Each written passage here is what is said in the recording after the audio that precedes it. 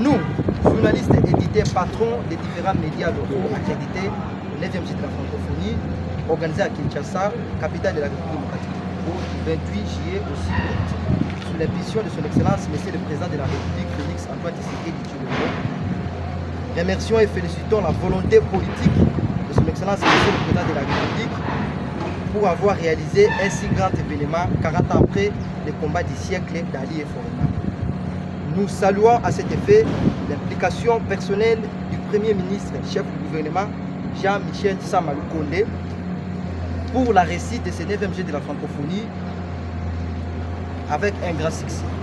En effet, 2 semaines après la clôture des 9e jeu de la francophonie, les journalistes locaux accrédités constatent avec amertume une mauvaise foi de la part des organisateurs de ces jeux au niveau national. Chapeauté par le directeur national, M. Isidore Kwanza, qui jusqu'à ce jour n'est pas en mesure de répondre aux exigences de ces derniers qui ont presté nuit et jour pour la réussite de ces grands événements. Y égard de ce qui précède, nous sollicitons l'implication personnelle de son Excellence, M. le Président de la République, Félix Antoine Tshisekedi Tshilombo, du Premier ministre Jean-Michel Sama Lukonde, du ministre de la Communication et des Médias, Patrick Muyaya Katembwe, à s'imprégner de la dite situation afin que les journalistes ayant presté soient rétablis dans leurs droits. Succès, nous annonçons que si rien n'est fait dans 72 heures, les actions de grandes envergures seront entreprises car tous nous avions été accrédités au même pied d'égalité que les médias locaux déjà servis, en quoi le directeur du cabinet du directeur national du 9e G de la francophonie. Pour clore, l'organisateur est pris de prendre les revendications des journalistes à bras le corps et d'apporter rapidement les solutions appropriées. Fait à Kinshasa le 18 août 2023 par les caucus des journalistes locaux accrédités au 9e de la francophonie de nos pays. Bon, biso tozali caucus ya ba journalistes bazaki accrédité na 9e de la francophonie oyo ezaki awa na Kinshasa, deuxième plus grand événement après le combat du siècle Ali et Fourima na Kinshasa na stade de Haute-Bengi 20 mai Haute-Bengi lelo 20 mai lelo rénové. Alors biso tozaki accrédité mais to constaté avec amertume 2 semaines après événement que tu as toujours non payé. Or, nous avons harmoniser liste selon eux. Or, ce n'était pas le cas. Alors, nous rendons ici, ensemble avec les amis, nous avons toujours information à source. Il y a directeur des cabinets, il y a DG, il y a 9e G à francophonie, monsieur Isidore Kwanza, je cite, que ici, il faut avoir des médias. Or, biso va dire que c'est biso pongi pour le baquet, bah faut foutre biso va dire harmoniser d'abord liste. Or, de constatons, ah le couleur babi que journaliste ça doit référencer toujours la source. Tu es la source, ah tu es la source sur référencer pas tu es biso mon petit ah tout le monde vous a le bâtiment ya information dans signal biso tu es besoin d'information fiable ah parce que nous sommes dans un métier factuel, mais nous sommes basés sur le fait.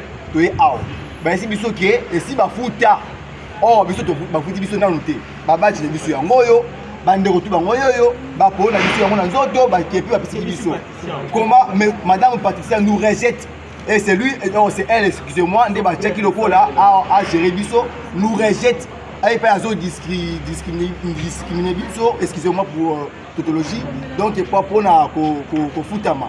Alors nous avons constaté avec amertume cette discrimination oh to CP na ngoté yango to sali déclaration oh to sali appel le chef de l'État, pas d'aller patron, il y a organisation à Marambo Nyonso, Oyo, Premier ministre Jean-Michel Sama Lukonde Kenge, oh toujours, matin, midi, soir, Azaki, voilà toujours pour la évolution, pas événement s'est déroulé. Et puis Patrick Mouya, Azaki, offrir au moulin pour la communication, il y a GO.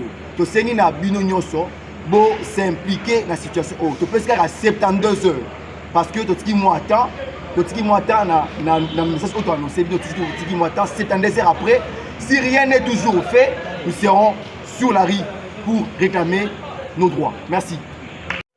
Bosso ya siège ya OIF pour l'organisation internationale de la francophonie pour la déclarer ba droit na biso tous ça ba journaliste auto pouvoir qui événement ya francophonie du début jusqu'à la fin tant événement sili tous ça ba intellectuel to boy côté pression na ba organisateur surtout na ba membre ya commission na biso commission média to pesi bango ba semaine ebele mais commission na biso batikali jamais ko communiquer biso sur nos collations bien nos crimes. Situation wana elekeli biso. Toye awa lelo la direction oyo fona okuta na mokonzi ya 9e G de la francophonie à niveau national mais c'est Isidore Kwanza, nous étions reçus par son directeur de cabinet. À notre grande surprise, directeur de cabinet a biso boy. Ba média ici ba futa ki bango. Biso ba yebi biso te tomituni. Biso to sali musala biso le longue sengé mérité. Nenga nini bango ba yeba biso te. Awa na Congo esi yeba na même événement papo. L'événement ya comment on appelle ça union sacrée. Tozwa ki ba batch, tozwa ki mbongo. Il y a pas pardon parce que union sacrée je crois bien tozwa mbongo. Tozwa mbongo na matata ba sous tozwa te. Mais il y a pas quand nous étions accrédités, tozwa ka mbongo na arrêté après ma déclaration. To boy répétition wana salama. Isidore, tu as reçu ton travail, tu as fait un bon travail. Alors, to lingi que on répondre na préoccupation ba journaliste. Biso ndo to accompagner ki yo. Biso to tambusa ki sango, biso to lakisa ki na monde. Nenga nini événement ezo sa to lali libanda bangungi ba biso 10 jours. Patricia ne nous reconnaît pas, c'est la honte. Pourquoi elle a été nommée chargée de communication na nina biso? Et puis to ya wa to lobby ba lobby non on va vous écarter. Dit n'importe quoi. To sengi président de la République à côté de Kamboyo, ministre Tali Makambo ya média na communication Patrick Mouyaya. Côté de Kamboyo dans le plus vite possible parce que ce qui média siliki mboke bebaka to boy to kita la terrain to boy boyoka to pesi bino 48 ou bien 72 heures pour résoudre le problème na biso ndenge pour résoudre le problème ya ba commission mususu